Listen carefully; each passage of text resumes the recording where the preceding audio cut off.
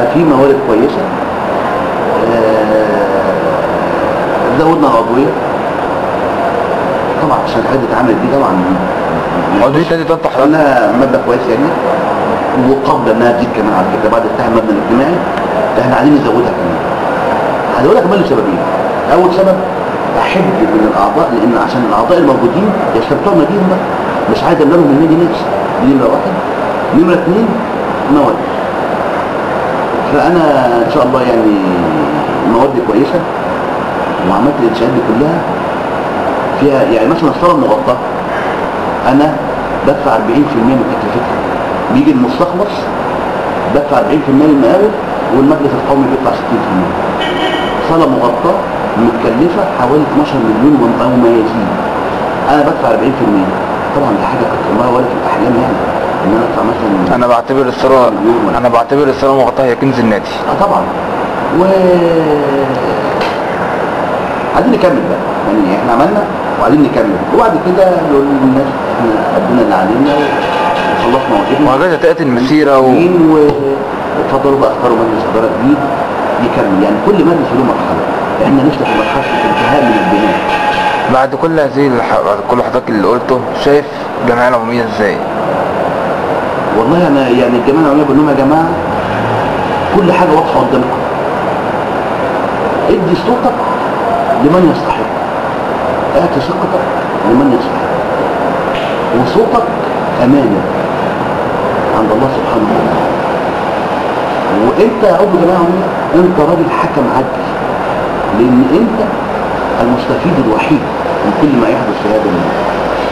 وانت ممكن تشوف مين اللي عمل ومين اللي ما عملش، او اتيحت الفرصه لنا ان احنا نعمل ولم تتاح للاخرين، فاعتقد ان احنا استخدمنا هذه الفرصه امثل استخدام، وفعلا عملنا حاجات فعلا ما اتعملتش ومش هتتعمل، ومش غرور لمده طويله في المجال.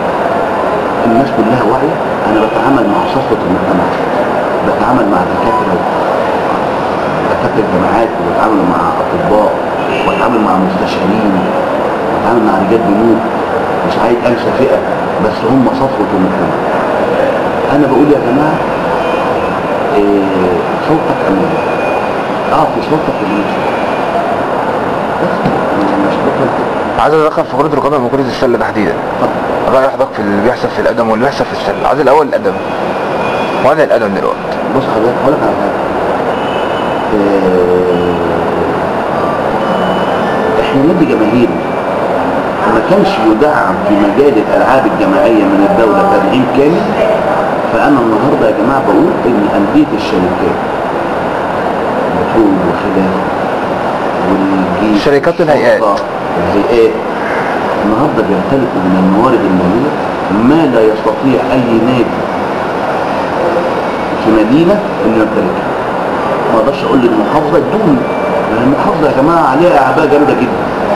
يقول لك لا انت بقى دور نفسك بنفسك، اكسب انت وبصرف على نفسك زي ما المجلس القومي بيعمل معاك. فالنهارده الرياضه فلوس، معاك فلوس هتنهض نهوض غير طبيعي، ما معكش فلوس هتبقى شغال بقى ايه يعني كويس يعني. وضعنا الله موجود. نعم على وضعنا الله موجود. هتبقى لكن هي قصه فلوس. وانا طبعا ما اقدرش اجور على فلوس الاداره، يعني انا بصرف على الكوره لكن عن استحياء، لان فلوس ناس كتير جدا ما مش عايز الكوره. انا عايز ابني يلعب، انا عايز ابني يلعب، انا عايز ابني يبقى بطل في لعبه معينه، انا عايز اقعد اكل اكله كويسه، عايز اقعد في مكان نضيف، عايز يجي لي ضيف عزيمه حقه.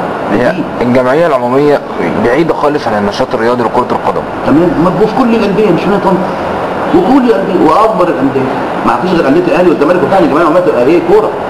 مثلا النادي ده نادي سموحه، طبعا النادي ده تجربه. الباسكت وكان حضرتك كان ليك كده تصريح ان هيتم تدعيم الباسكت. بصراحه الباسكت تدعيم جامد جدا في حدود امكانياتنا. جبنا لعيبه امريكيه، عشان بيقولوا بقى الناس كلها بتجيب لعيبه امريكيه. هو اللي جينا هو جاي لعيب امريكاني اختبر، انما اللي كان موجود موسى من نيجر. وجبنا، ما انا بقول لك جبنا لعيبه امريكيه، يعني كان عندنا بلان ان احنا نجيب اللي هو عبد الكريم. كان اسمه عبد الكريم. بصينا لقينا الفرق اللي طلعت ليه هيئات والشركات، وكل الفرق هيئات الشركات على فكره. ماشي، عايز اتكلم في الجزارين والسلوسي، الناس دي ما رجعتش، الناس دي كانت مهمه انها ترجع. محمد جات، الناس دي في تصريحاتها دي ان كانوا مرحبين وكانوا عايزين يرجعوا بلادهم تاني. الناس دي اصلا ثمنهم غالي جدا، فانا مش هو مش هيقدر يجي لي على وضع المالي، مش انا اشتغلت ودعمت كويس جدا، بس ليا سقف. اللعبه دي قد تكون سعرها يتجاوز، كنا ممكن كانوا هم مرحبين ان هم يقللوا من السعر، بس كنا نحس ان هو في تكريم.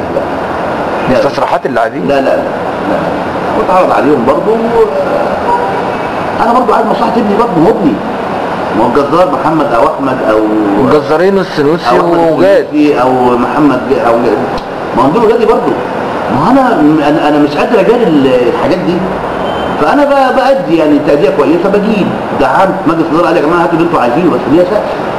يعني مثلا ما اقدرش اجيب مثلا لعيب كره سله ب 2 مليون جنيه، ما اقدرش. ب مليون جنيه ما اقدرش. من امريكا بقى الناس اللي هم اللي جم بقى في الحتت كتير يعني. ايوه ما اقدرش اجيب. رحم الله ربنا عارف قدر نفسي يعني.